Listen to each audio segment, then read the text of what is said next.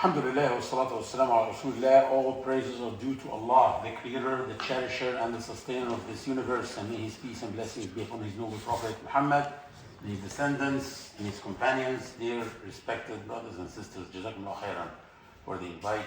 I really enjoy very much actually seeing people like you, because you are actually the future of Islam. But before I start, of course, I'm supposed to talk about Qur'an, right?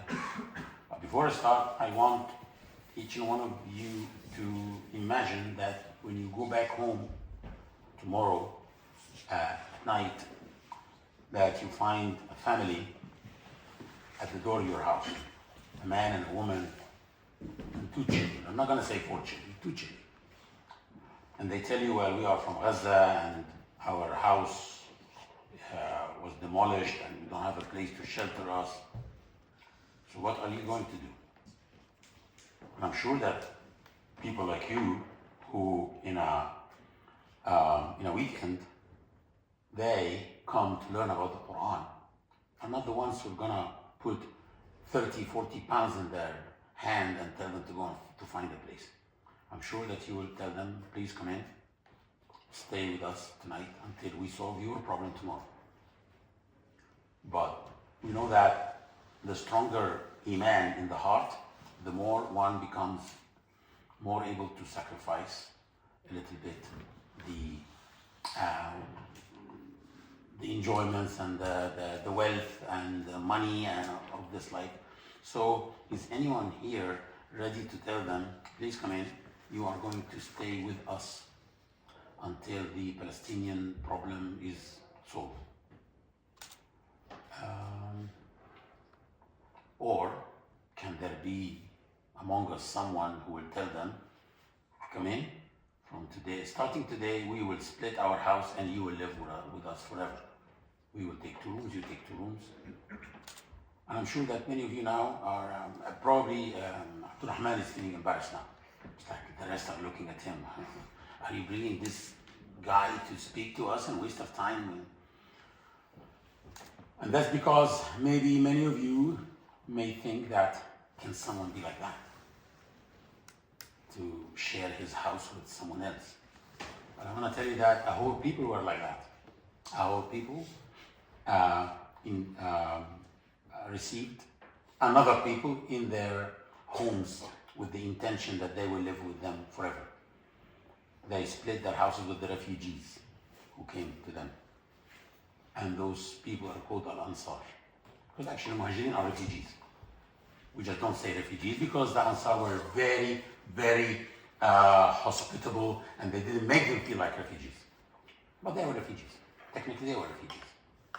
And they lived with them with the intention that they will live with them forever in their houses, sharing the houses. In every house there were 2 families.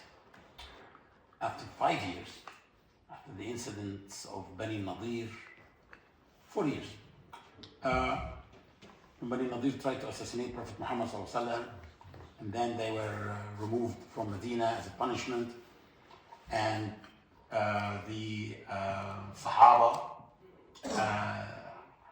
were given, actually the Ansar were given the choice, to choose the options. The Prophet told them, listen, either I give the booties of the Bani Nadir, or the spoils of Bani Nadir, their wealth, their houses, their money, to the Muhajirin, so that they can leave your houses and go out and build houses for themselves and have a place. Or I distribute everything evenly between all of the Muslims, but they will they will keep staying with you at the house. The Ansar refused both. They said, no, you will give everything to the Muhajirin and they will stay with us in our houses. So what happened is the Prophet gave it to the Muhajirin and they went out and they actually started to have their own houses. And at that point, many of the Ansar broke down and cried. And they were hurt. They said, why do you want to leave us? Why do you insist to leave us? Did we do anything to hurt you? Did we do anything that made you feel bad? And the Sahaba were telling them, no.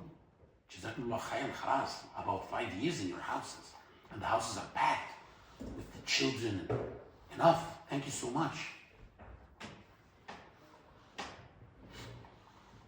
So what do you think? Anyone from Al-Ansar, if he sees one of us telling the Palestinian family to come in and spend this night only with us until we solve the problem tomorrow, what is he going to say about us?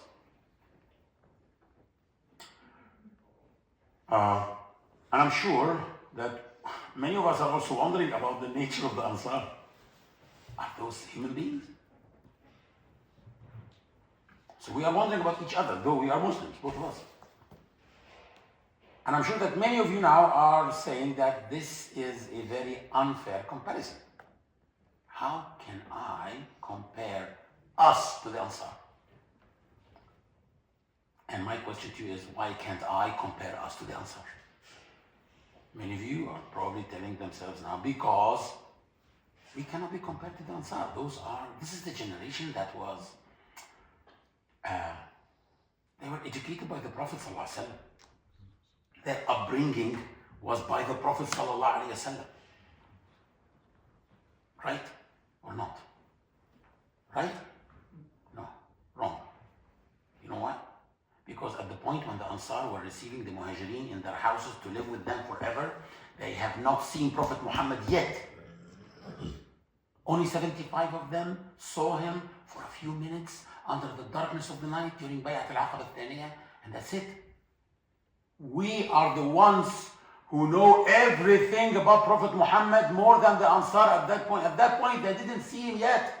He was the last one to immigrate to Medina, and when he arrived with Abu Bakr, they were asking each other, "Man minhuma Muhammadan?" Who of them is Muhammad? They don't know him. But we have Al-Bukhari and Muslim and all his teachings, and we know them by heart. And still, their iman was much more stronger than our iman, 1,000,000 times stronger than our iman. What made the iman of the Ansar before meeting Prophet Muhammad stronger than our iman? What did the Ansar have that we don't have? You know what? It's the Qur'an. Then, come on, we have lots of Qur'ans. I have several Qur'ans, even apps on my mobile, and I have a Qur'an in my list. These are the words of the Qur'an. They have the reality of the Qur'an in their hearts. Why? Because the way they dealt with the Qur'an is different from the way we deal with the Qur'an. You know what? Last time I gave this lecture in Al-Azhar University was 12 years ago. And of course, I'm talking to Al-Azhar students. I told them, who of you memorized Al-Baqarah? Of course. All of them need to memorize the whole Quran. So all of them raised their hands. It's like 400 students. I said, good. In how long? One of them said 4 days. One of them said 4 months. But the average student memorized Al-Baqarah in about 8 weeks. 2 months. I said, I wish Abdullah ibn Umar ibn Khattab could have been alive today to meet you so that you can tell him how to memorize. It took him 8 years. Why? Because the way the Sahaba used to deal with the Quran is different from our way. There's a hadith عن عثمان بن عفان رضي الله عنه. كنا نتعلم مع رسول الله 10 آيات من القرآن لا نتجاوزها حتى نتعلم ما فيها من علم وعمل فتعلمنا القرآن والعلم والعمل جميعا. We used to learn 10 signs of the Quran. By the way, sign, I mean ayah. Okay? I don't say verse. I don't use the word verse. Okay? And I hope no one uses it so as not to irritate me. Okay? And those who will be using my translation, you have to get used to this. Why? Sentence is the unit of text in prose. Verse is the unit of text in poetry. Go to Cambridge or Oxford dictionary and write verse. It says a line of poetry. And I really wonder how Muslims accepted this translation for the word ayah. Ayah is a sign. Every unit of text of the Qur'an is a sign to Allah. What's more beautiful than this?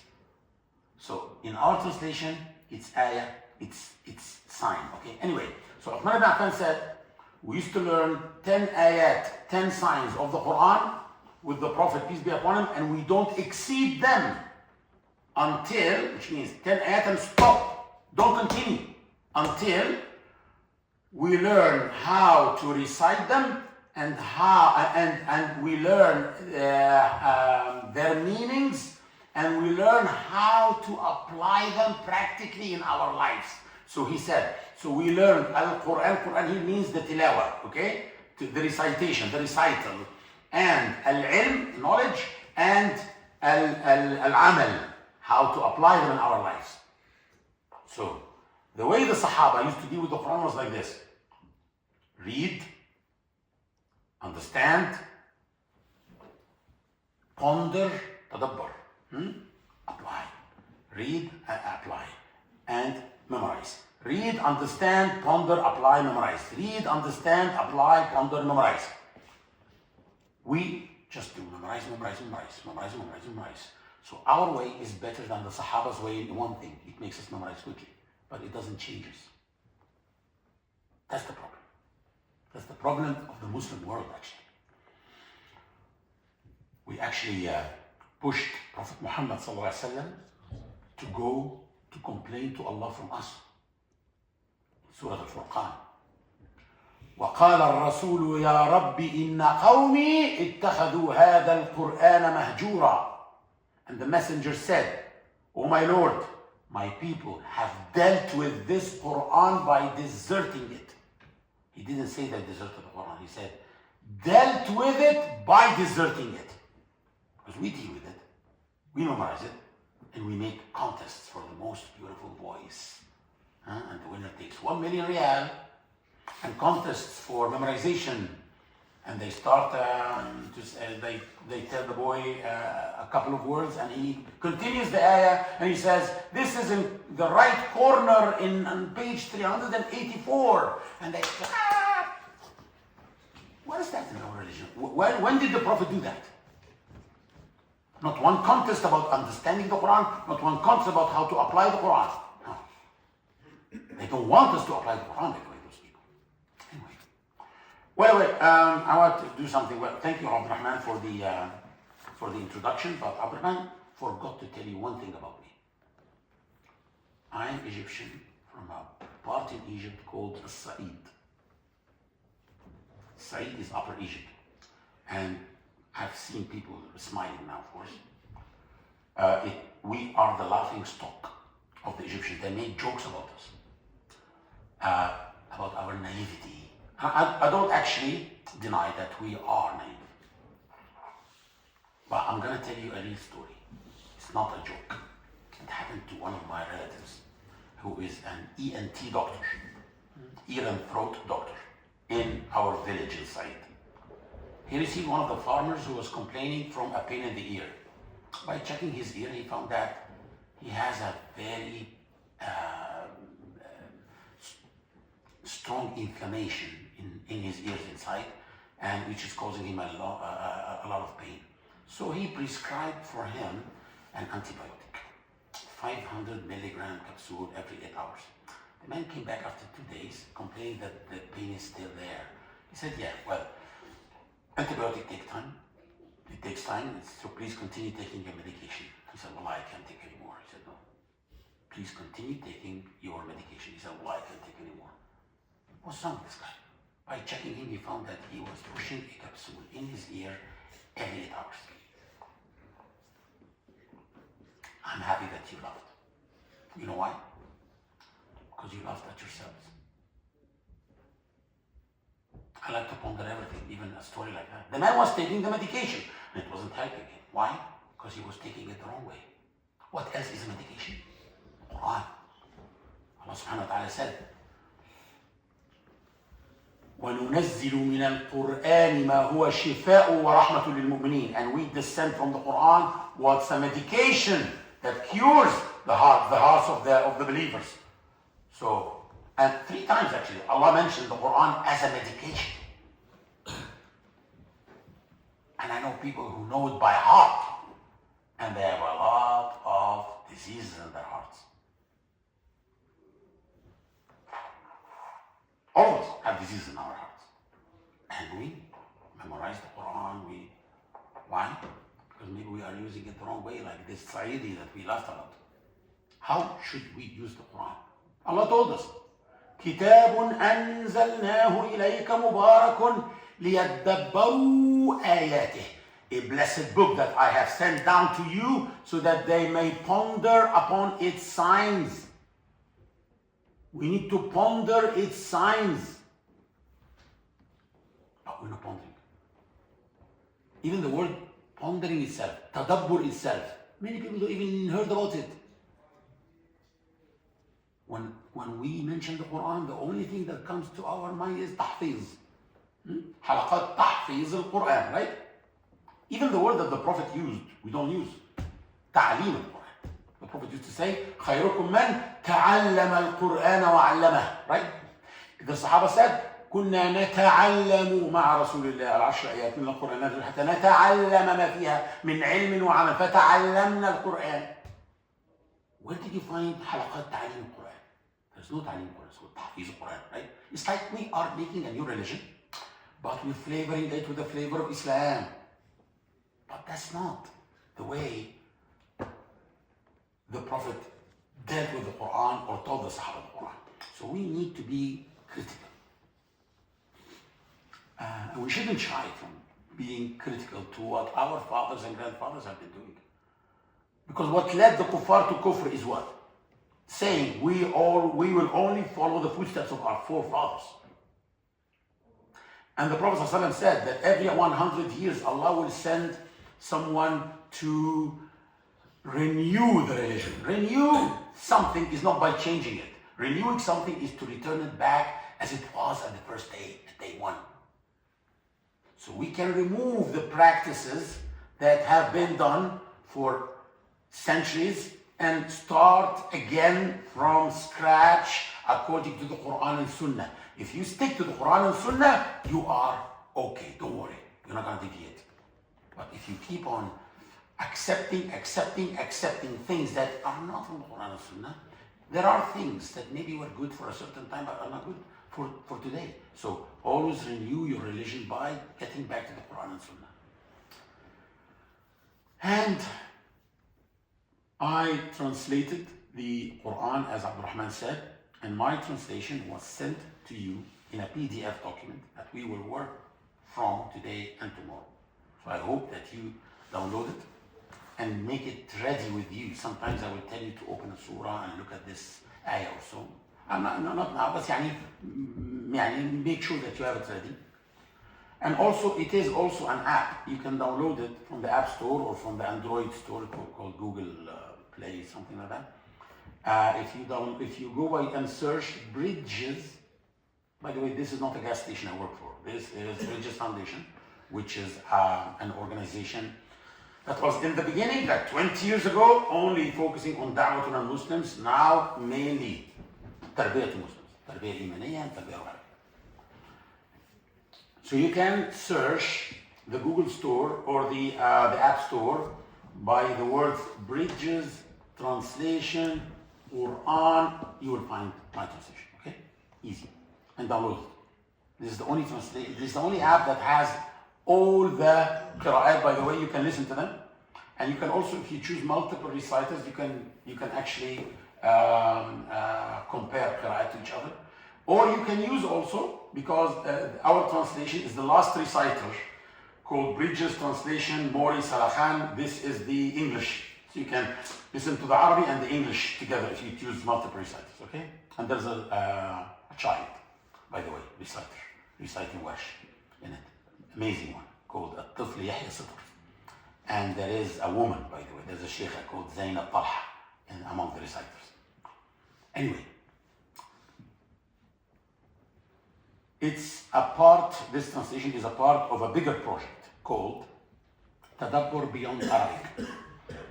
I believe that since Allah sent the Qur'an to be pondered upon for tadabbur, and Allah knows that one day Arab-speaking Muslims will be less than 15% of the Muslims, then definitely the Qur'an can be pondered upon from translations.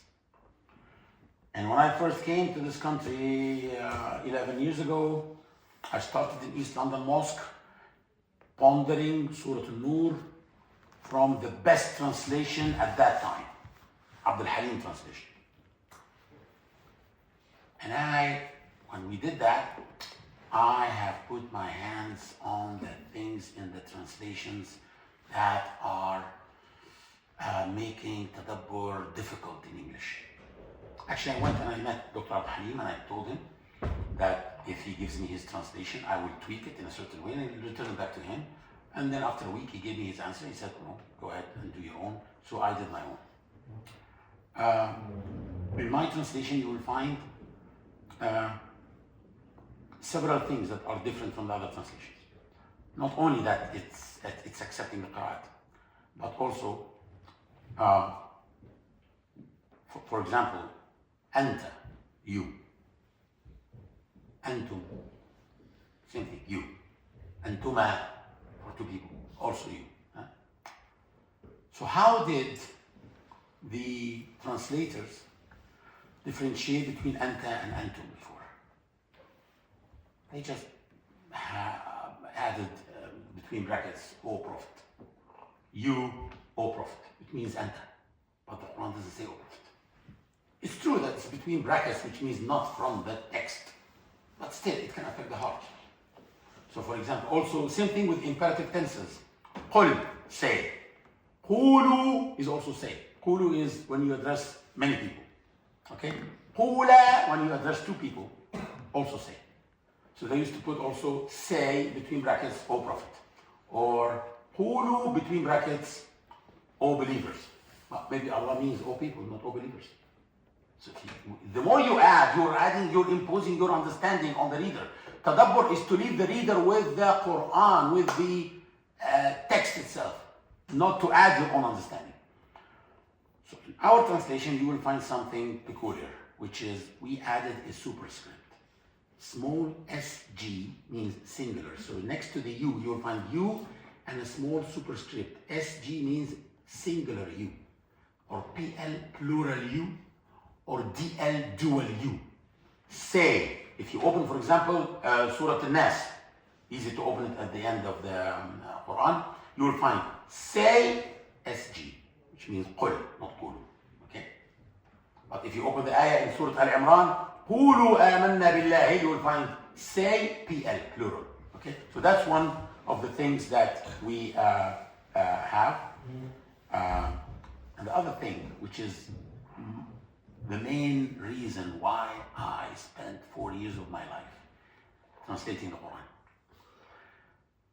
There is a beautiful phenomenon in the Quran called grammatical shift. This grammatical shift can happen in pronouns, can happen in tenses of verbs. One of the main aspects of the Quran, one of the main features of the Quran is that Allah spoke about the hereafter, which is a future event, about 500 times in past tense. But believe me, most non-Arab speaking people don't know that.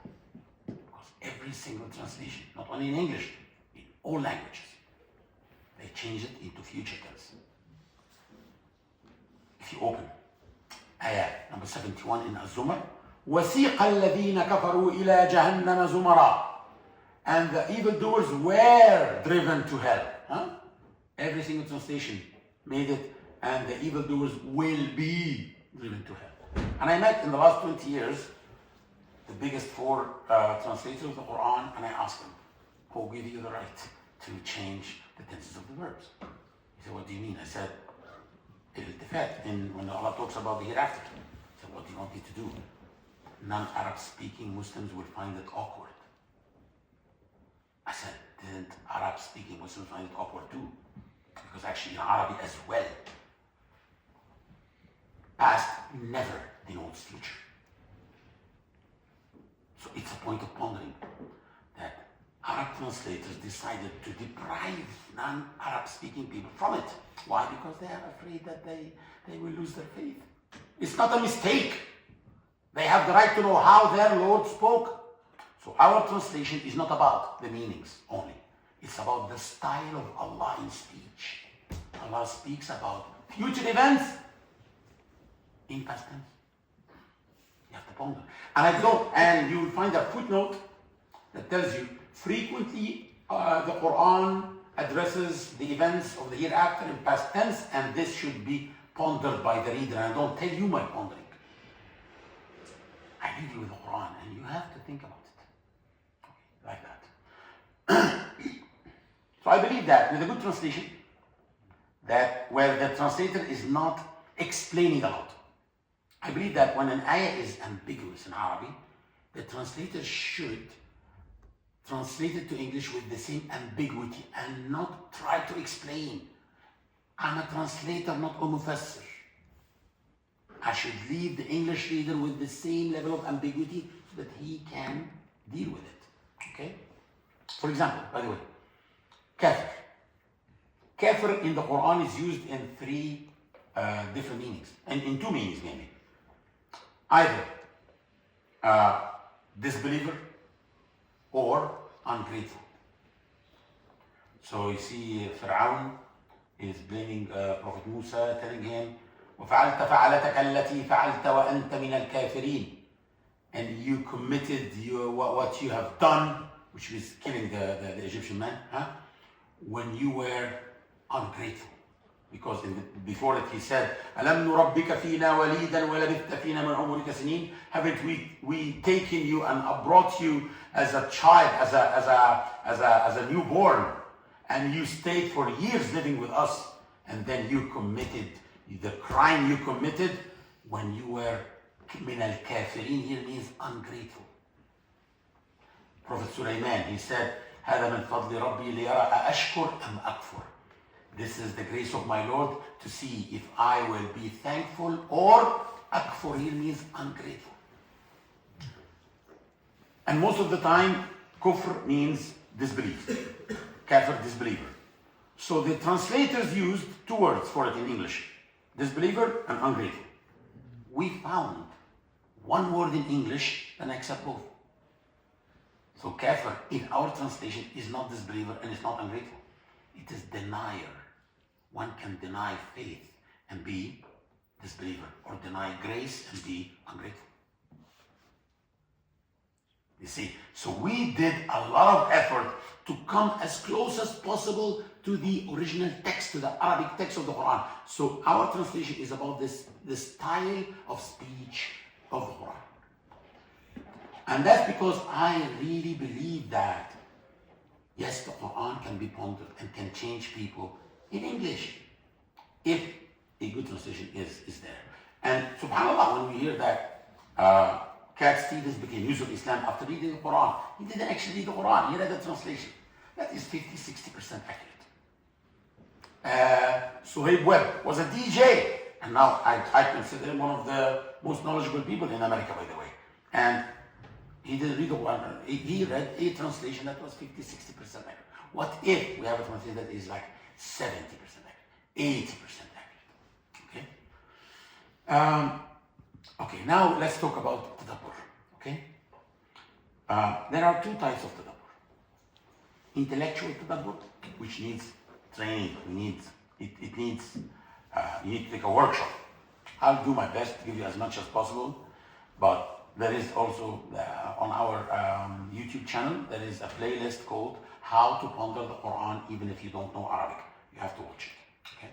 But at that time, my translation wasn't out yet, so I was using Abdul Halim's translation. Okay? There's the intellectual tadabbur, which we will spend the rest of our time with it. But there's also the spiritual tadabbur, which is not hard, and it really can affect you spiritually very positively. It is actually the sunnah of Prophet Muhammad that when he recites the Quran, and he comes across an ayah that speaks about paradise, he stops and he asks Allah paradise. Ayah that talks about hellfire, he stops and he seeks refuge with Allah from hellfire. It talks about a good group of people, like the believers, like the muttaqeen, like the mu'mineen. He stops and he asks Allah to be one of them. If he talks about bad people, like munafiqeen, like kafirin, he stops and he asks and he seeks refuge with Allah from being one of them. So it is that you interact with your heart with the Quran. It's like turning every ayah into a dua.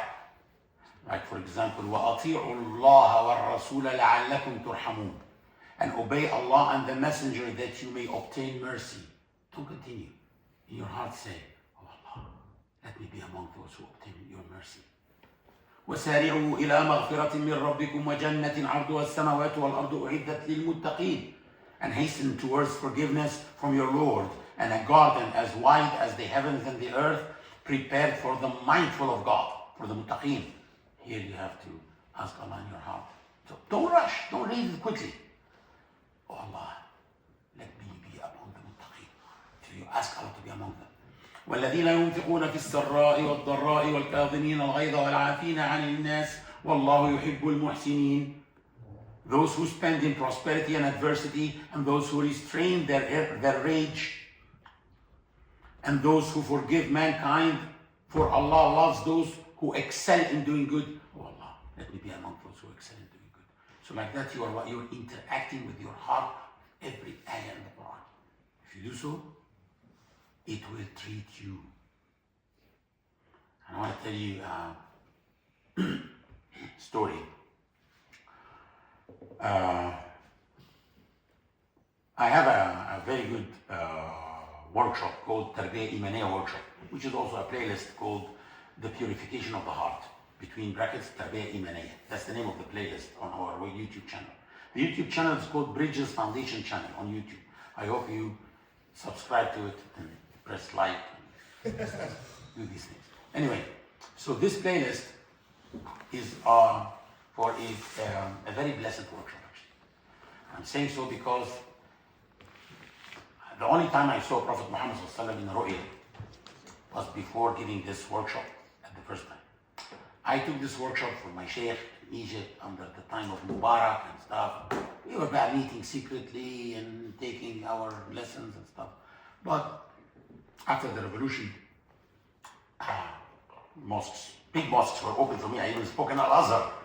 And the biggest mosque there, we announced that I'm going to give this workshop in one of the biggest mosques. And 3,000 boys and girls signed up for the workshop, actually. 3 days before that workshop, I saw a covered arena, a covered, the arenas where people play hockey and stuff. And it's actually, I used to live in the States, and we used to rent these places for the Eid, so that all the mosques close and all the community meets of the city in that arena in the day of Eid, and we pray all together. So I saw a covered arena like that, and one line of prayer rugs that is nearly endless. And there are people sitting on it waiting for the Imam to pray. Then I saw the Prophet ﷺ. He took me from my hand, he walked me in front of them, he put me on the Imam's prayer and he said, lead the prayer. And I woke up, and it was a very beautiful ru'ya, of course. And I went to my Shaykh and I told him. He said, wow, okay, that's before you start the Tarbiyah Imaniyah workshop. This is like an approval from Prophet Muhammad ﷺ. He said, yeah, but there's something strange in this workshop that I can't understand. He said, what? I said, the people who were sitting waiting for the Imam are not Egyptians. He said, what do you mean? I said, all of them were Somalis and Pakistanis. He said, what? What does that mean? I said, Sheikh, those are the Muslims of Europe. He said, fine, then you will give it in Europe. I said, how? I'm not going to go. It's actually this workshop and Tarbiyah Ruhiyya together are 4 months long. I live in Egypt, I have my company here, my family here, my house here. Who's gonna go and stay for 4 months in Europe? Or who's gonna go every week to Europe and come back? It's not gonna happen. خلاص يا أخي, maybe you didn't see properly. Within a year, a military coup happened, and I'm here in England giving it in English in 8 mosques to Somalis and Pakistanis. Allah, every time I go to give one of these episodes of this workshop, and I see Somalis or Pakistanis, I keep looking in their faces, and they get annoyed. Why is he looking at us like that? I'm just trying to see. They see this man in my ru'ya or what? Anyway, I'm telling you, it's a blessed one because I have 4 cases of people who were on antidepressants for years, and they stopped it. And I'm not telling anyone to stop antidepressants. Halas? That's a disclaimer. But 4 cases of people who were for years on antidepressants stopped. But they're doing the homework. They're taking the dose of the medication that they should take every day, which is Tadabbur Qur'an. 30 minutes in the morning, 30 minutes in the evening. There's also Tadabbur of the universe. That you look around you, look at the beautiful sky, you look at the leaves, you look at the roses, you look at even pets, everything. You ponder upon His creation. If you do so, and Salah with Khushu'. And before I leave, probably tomorrow inshallah, I'll talk to you how to bring Khushu' to your Salah. Because actually, some of us, many of us, find Salah heavy. Yeah, this is how Salah is, by the way, in the Quran. Salah is heavy, except for those who have Khushu'. وَاسْتَعِينُوا بِالصَّبْرِ وَالصَّلَاةِ وَإِنَّهَا لَكَبِيرَةٌ الصَّلَاةِ إِلَّا عَلَى الْخَاشِعِينَ. And make use of sabr and salah. Patience and salah. And salah is heavy except for those who have khushu'. So what do we do in order to enjoy salah? Have khushu'. Okay, it doesn't happen. Yeah, khushu' doesn't happen by coincidence. Don't expect Jibreel to come down on you so that you can have khushu'. Jibreel stopped coming back. Khalas. Muhammad died, Jibreel stopped coming back. Khushu' is something that you learn how to prepare. So this is a PDF called The Spirit of Prayer on our website, bridges-foundation.org. If you go to it and the menu called Books, you open it, there is a booklet called The Spirit of Prayer in English. And it's also a lecture in the playlist of Tarbiyah Imaniyah called Ruh al-Salah, called The Spirit of Prayer. Whether in Arabic or in English, it exists in both. Okay? You watch it, but under one condition. Directly after watching, you have to stand up and pray to practice what you heard. If you need to listen to it again, listen to it again. And keep practicing what you heard. How to bring khushu' to your heart. Wallahi, Salah will differ. Your life will differ. Because your relationship with Allah will differ. Prophet Muhammad ﷺ, when he hears the adhan, he used to tell Bilal, أرحنا بها يا Bilal. Go ahead, Bilal, comfort us with it. Which means, go ahead, make the adhan. What does that mean? It means that he was waiting for it. Still 10 minutes left for Salah. 7 minutes, 5 minutes, 4 minutes, 3 minutes, 2 minutes, 1 minute. أرحنا بها يا Bilal. Go ahead, Bilal, comfort us. So that's what it means. He was waiting for it. But we're not comforted by the Salah. We are comforted from the Salah. We're like, oh my God, there's only 10 minutes left for Maghrib. We didn't pray Asr. Let's quickly go, and we rush wudu, and we stand up quickly and say, Allahu Akbar, and we start Asr. After we start Asr, we hear the adhan of the Maghrib and say, Alhamdulillah, we are comforted from Asr, not by Asr. We caught it at the last moment. If you learn how to bring khushu' to your heart, your life will differ. Anyway. Okay, so like that, we spoke about the importance of tadabbur. We spoke about spiritual tadabbur, which is the least that you can do. Okay? But there is also intellectual tadabbur. Okay? Would you like me to break and take some questions or something? Any question in what I mentioned? Ladies first. You know ladies first is a sunnah? What's the dalil? استوصوا بالنساء خيرا. Give privilege to women. Any question? Nothing? Alhamdulillah. Yeah. You said that Can someone bring me some water, please? Just a bottle of water. Thank you. You said that the better translations are the ones that don't attempt to explain the meanings. Do you not need to understand the meaning first to be able to ponder upon it? Well, okay. The best translations are not the ones that are explaining the meanings, but should I understand the meaning before I do tadabbur? Yes, but this is said in our workshop also that I suggest that you read the tafsir of the part that you will do tadabbur for first, and then you do tadabbur. But don't keep switching between Qur'an and tafsir, Qur'an and tafsir, Qur'an and tafsir like that. You will lose the spirituality of the Qur'an. Okay, that's a very good question. Let's continue.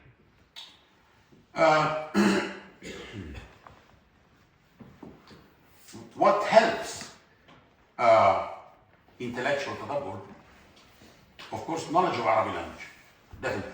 But if you don't, it's not the end of the world, and still you can catch like 80% of the tadabbur at least, if you know how to think and how to connect the words with each other and the ayat with each other and so on. Knowledge of tafsir and the reasons of revelation. Reasons of revelation, also very important. So tafsir is important. What do I suggest? The best tafsir is Ibn Ashur. Now there are efforts to translate Ibn Ashur.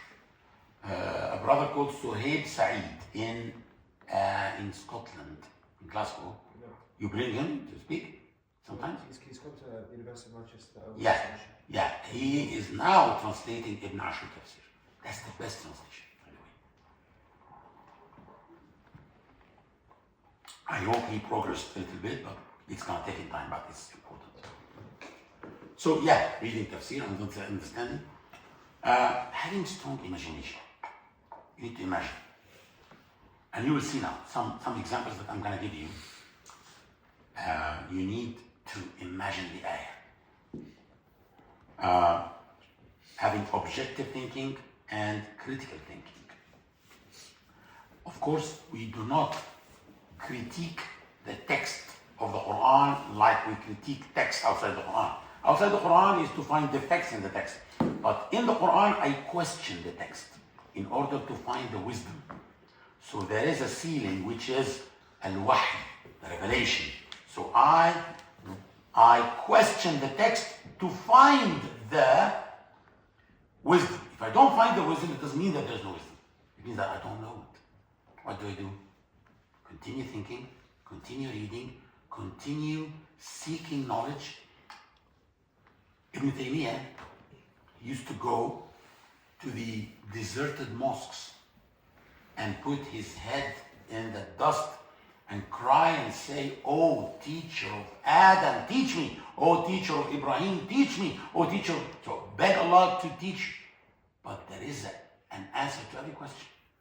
If you don't know it, it doesn't mean that there's no answer. Utilize your intellect to think. Sincerity is very important. You have to give all of yourself to the Qur'an so that it would give you a little bit of it. Be dedicated. As I said, you don't give the Qur'an your free time. You should have sacred time for the Qur'an, for learning the Qur'an. Around it, distribute by all your life, but Qur'an should be number one. Humble yourself to the Qur'an. What does it mean? Humbling yourself to the Qur'an,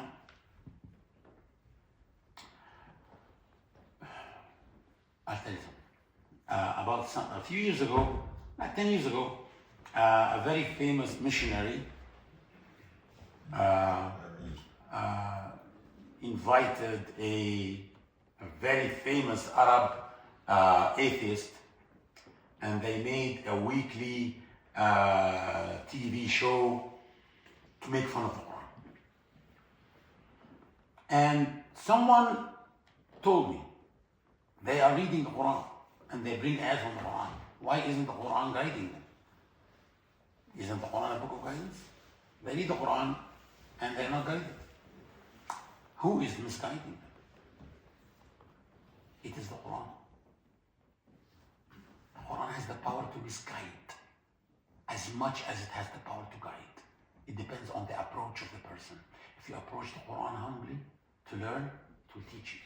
If you approach the Quran to criticize it and make fun of it, it's going to give you a lot of things. Read the ayah, number 26 in Surah Al-Baqarah. If you can open now the PDF, Al-Baqarah 26. It's on your WhatsApp group chat. It's on your WhatsApp. Yeah. Al-Baqarah 26, it says, إِنَّ اللَّهَ لَا يَسْتَحْيِي أَن يَضْرِبَ مَثَلًا مَا بَعُوضَةً فَمَا فَوْقَهَا فأما الذين آمنوا فيعلمون أنه الحق من ربهم وأما الذين كفروا فيقولون ماذا أراد الله بهذا مثلا يضل به كثيرا ويهدي به كثيرا وما يضل به إلا الفاسقين. Let's ponder this together. Indeed, Allah does not shy away from setting forth any parable, even a gnat, a small mosquito. Allah doesn't shy from giving that parable, which is like, it's not understood. It's a strange example. So as for those who have attained faith,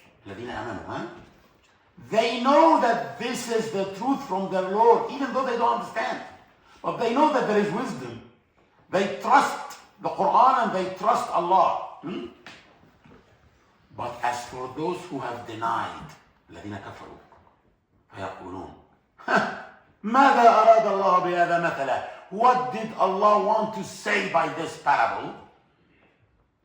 And then the Quran says, He misguides many thereby, by the Quran, and He guides many thereby. But this is scary because what if I read the Quran and I get misguided? No, don't worry. But He does not misguide thereby except the defiantly disobedient. He does not misguide except al-fasiqeen. So be not among the fasiqeen. By the way, Allah misguides like He misguides. And this is a lot in the Quran. Allah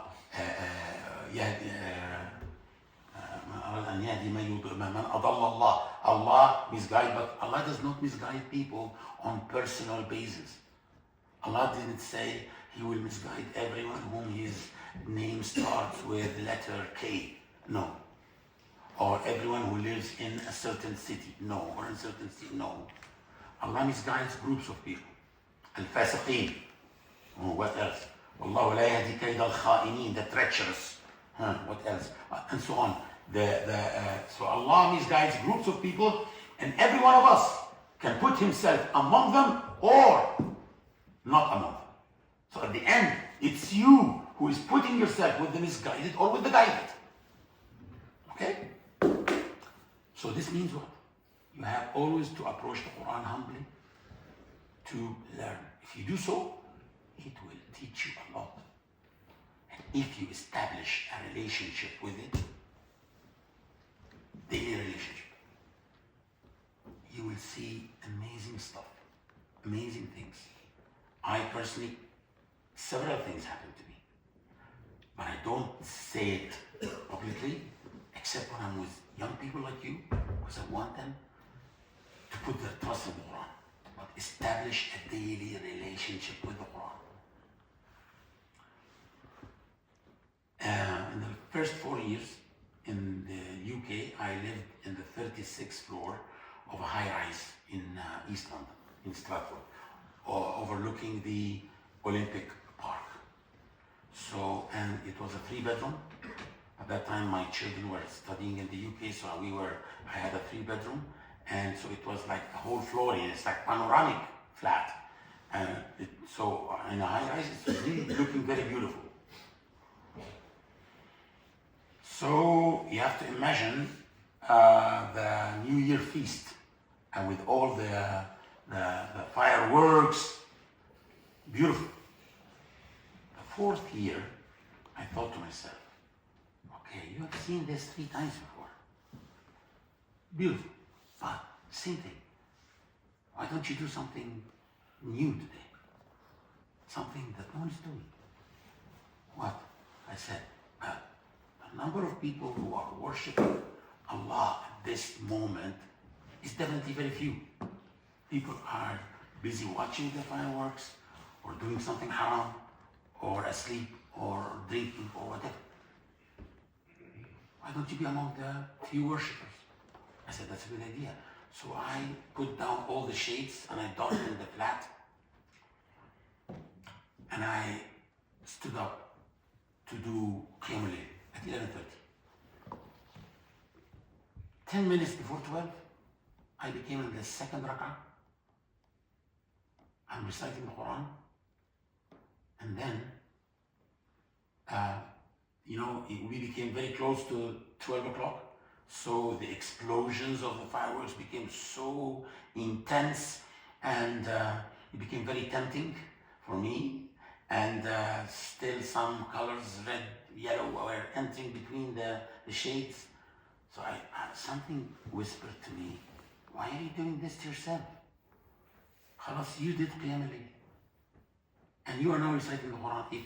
If you say Allahu Akbar and you make ruku'ah and 2 quick sujood, you did Qiyam al-Layl and you still watched.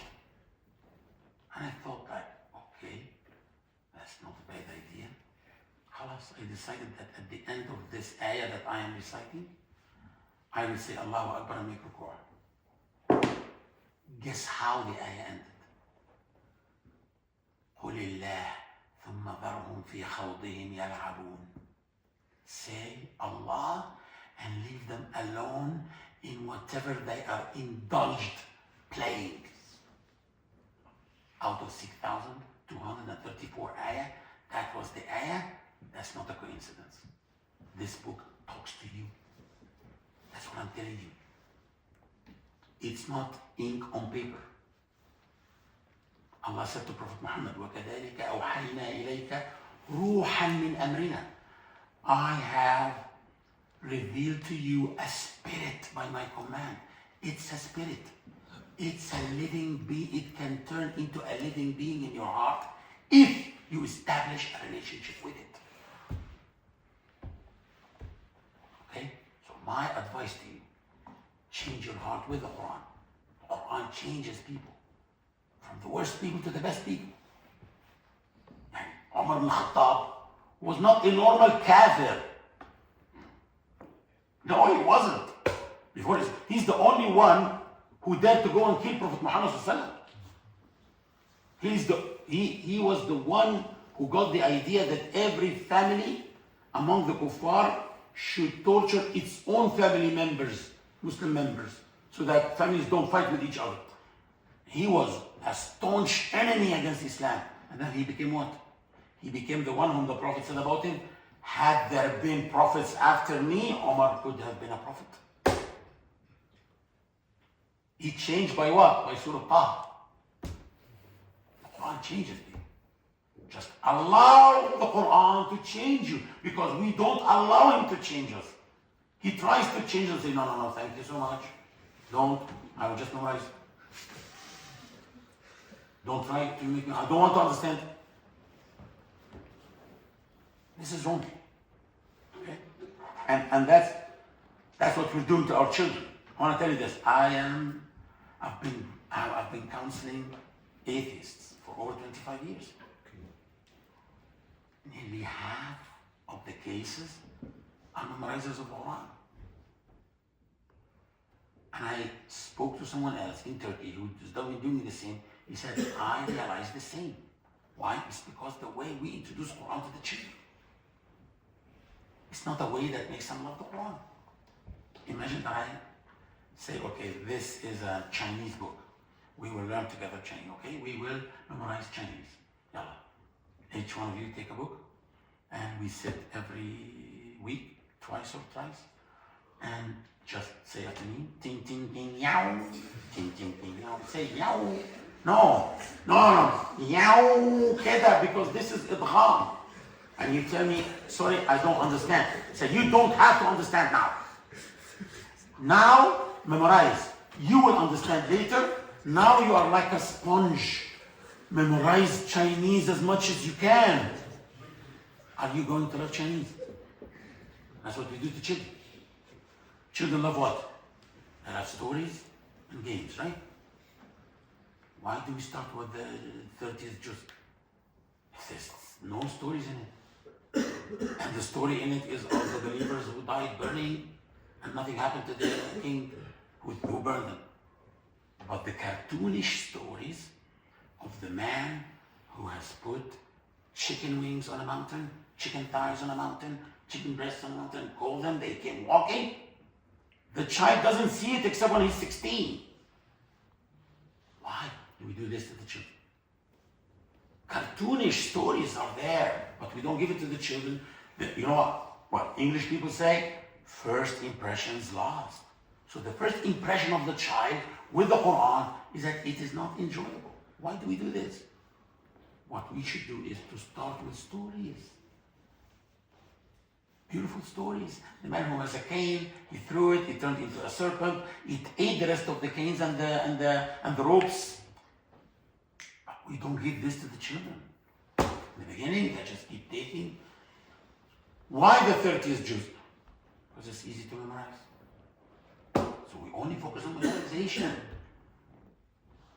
Because parents think that if their kid memorizes the whole Quran, they will be wearing a certain garment. No, that's not true.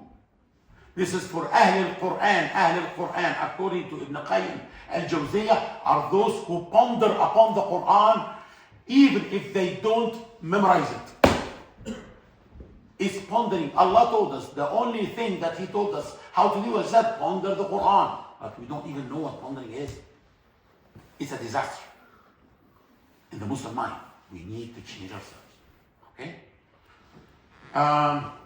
You need to put yourself in every ayah and explore the direct and indirect messages for you. Okay, we are about to start Ramadan, right? Ramadan will start soon.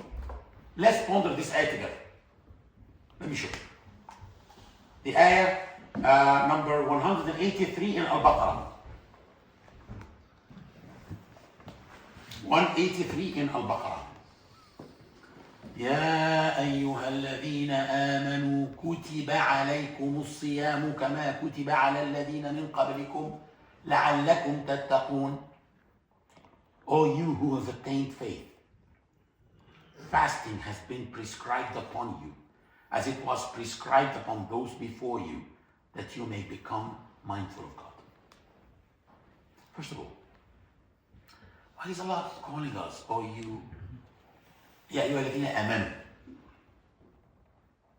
O you who have attained faith. Why doesn't He say, O mankind? Aren't we mankind too? Why is Allah telling us, O believers? That's one thing that we need to think about. Second, كتب عليكم. Why is this passive voice? Why not كتبت عليكم? I prescribed upon you fasting as I prescribed it upon those before. He said no. He said fasting has been prescribed in a passive voice. It doesn't say that He prescribed. Why? These things you need to ask. Why? Okay. Had Allah said, or if I tell you, I asked you to do so, it means that I'm the one who did that alone. Huh?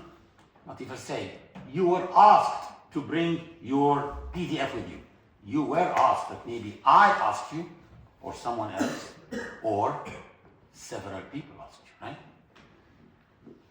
كتب عليكم الصيام. Fasting has been prescribed by who? By who? Allah, right? Can it be that someone else asked us or ordained and prescribed it on us? Very strange. Okay, look at the beginning of the ayah. يا أيها الذين آمنوا, or you who have attained faith. Okay, which means what? That when you accepted faith, you prescribed upon yourself obedience to Allah. So it has been prescribed upon you by Allah and by yourself when you said we are believers.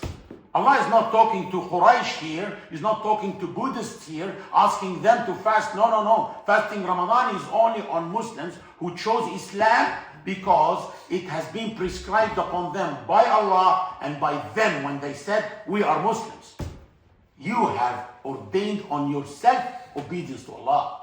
So Allah is reminding you of your belief because He is asking you to fast. You are going to abstain from eating and drinking for 30 years, all your life, or for 30 days, every year, all your life. You chose that. And guess what? لعلكم تتقون. This is another thing. It's the philosophy of fasting actually. Why do we need to fast 30 consecutive days? Why don't we just 5 days every month? Could have been easier. And he says what?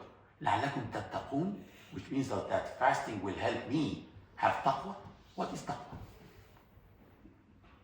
Taqwa is not gut feeling. Gut feeling is khashya. Khashya is different from taqwa. In Surah, I think, An-Nur, or Talaq, verse, I think, ayah number 5. وَمَنْ يَخْشَى اللَّهَ وَيَتَّقِهِ. The one who fears Allah and has taqwa from Him and is mindful of Him. So khashya is different from taqwa. Khashya, gut feeling. Why would you fear Allah? You fear what? You fear His punishment, right? You fear His anger, right? Why would He punish you? For what? For doing what? Sins, right? Okay. Is Allah going to punish you for sins that you did not commit? Sins that you committed already? Good. What is taqwa? Taqwa is to protect yourself against falling in sins. When Ibn Abbas was asked what is taqwa, he said, have you ever walked in a street where there are thorns? He said, yes. He said, what did you do? He said, shammartu wajtahat. I pulled up my thobe, my garment, and I became careful where I put my feet so that his garment doesn't catch thorns and he doesn't step on thorns, okay? He said, this is taqwa. Taqwa is to be careful not to fall in sins. So taqwa deals with future sins, not past sins. Khashya deals with past sins. Taqwa, future sins. Allah says He prescribed on us fasting in Ramadan so that we can have taqwa, which is to be careful not to fall in future sins. What does this has to do with siyam? You have to imagine. I told you, imagination is important. Imagination is more important than knowledge. You said so. Imagination is more important than knowledge. You don't know the one who said so? Einstein, exactly. Okay. Anyway, it irritates people when I say Einstein. Anyway, but imagination is very important in tadabbur too. Imagine yourself just had suhoor in Ramadan and you heard Al-Fajr Adhan and you are going to pray. What are you thinking about now? One thing,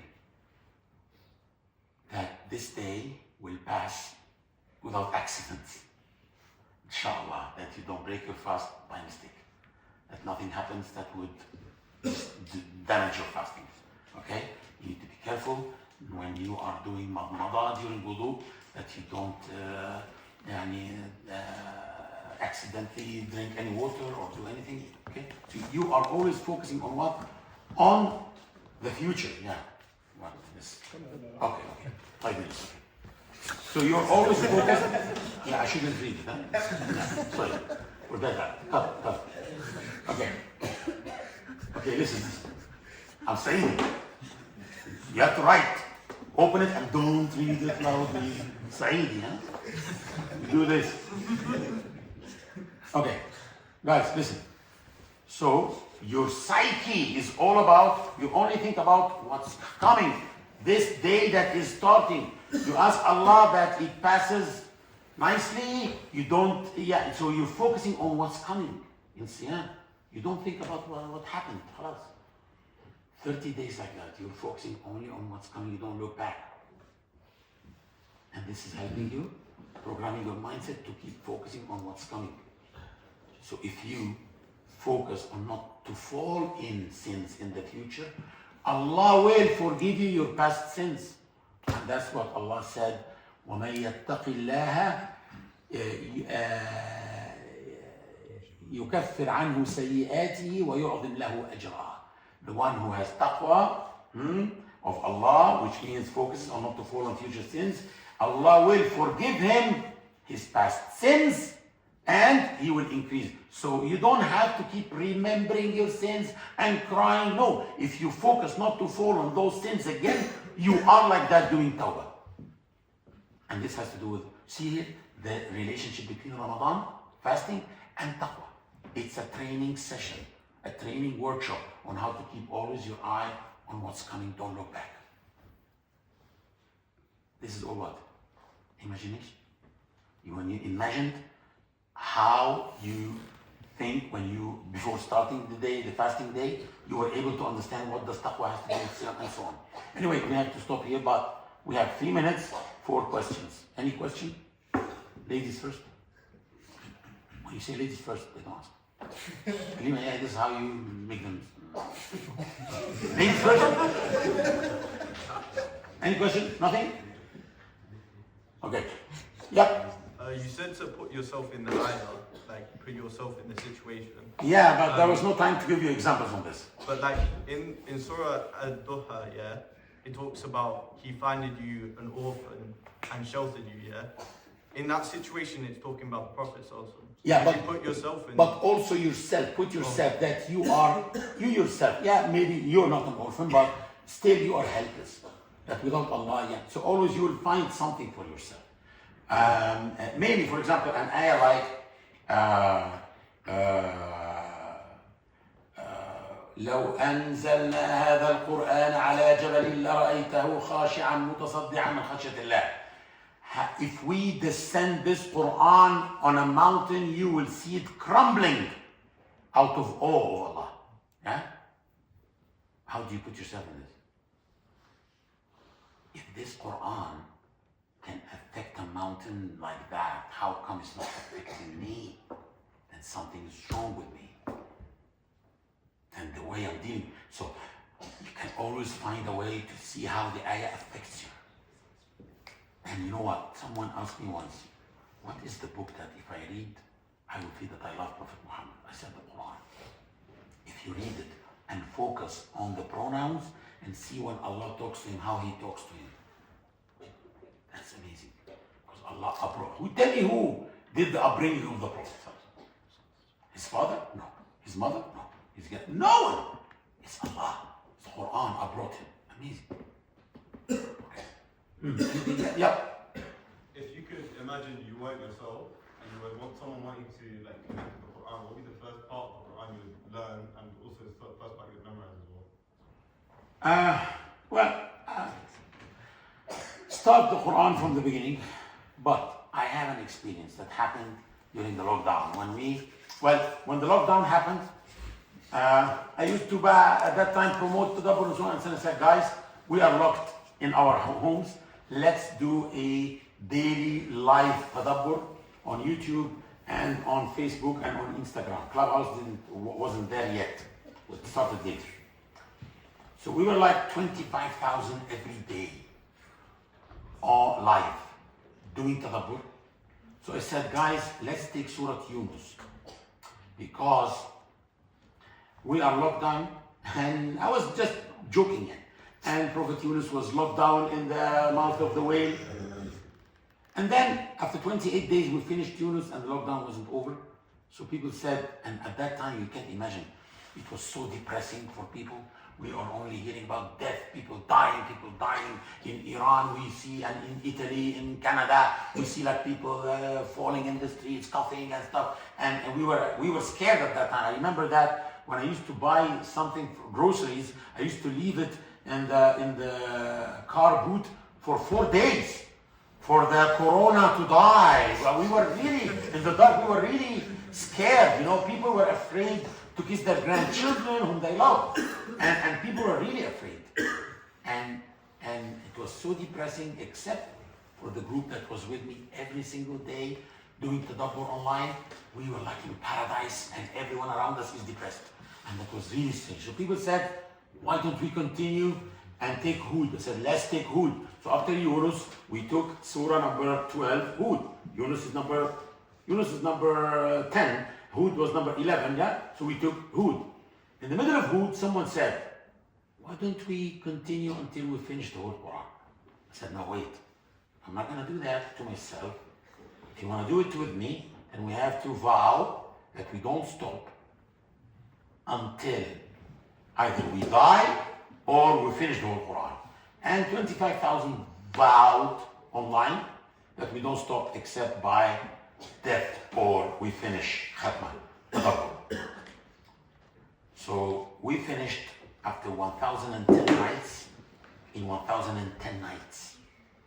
I did not think about the Eid.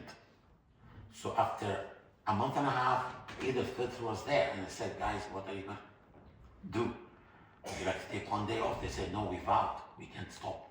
So are you sure? They said, yeah, we're sure. So 6 Eids came, 3 Adha and 3 Fitr, and we did not stop. I got Corona twice, and still I got it mild, alhamdulillah. So even in the peak of my Corona, I was able to appear for 15 minutes. So that's not too people would be a bit feeling unpleasant that we stopped. So alhamdulillah, we continued non-stop in 1,010, about 3 years, less 2 months. It was the most beautiful time for me, but guess what happened? I was always worried about some surahs that highlights a lot qital and jihad and fighting and combat, because some of the people who watch me are a little bit, like happy clapping Islam, those people, yeah, some of them are like that. So I was worried, how am I gonna do when I explain these ayat? But guess what? These ayat are in Surah Al-Tawbah and Al-Anfal, because I started from Yunus, Al-Tawbah became the last 2 surahs, because we finished the Quran and we started from the beginning. And so after 3 years, those people were different. It's like they took the tarbiyah of the Sahaba. If I tell them to take swords and go to free Palestine, they will go. So it was like, subhanallah. Anyway, so I suggest for people to start from Yunus, because you are taking the Makki first. And like that, if you want. But if you start from the beginning, that's how the Quran is, the order of the Quran. Jazakumullah khairan. Barakallahu feekum.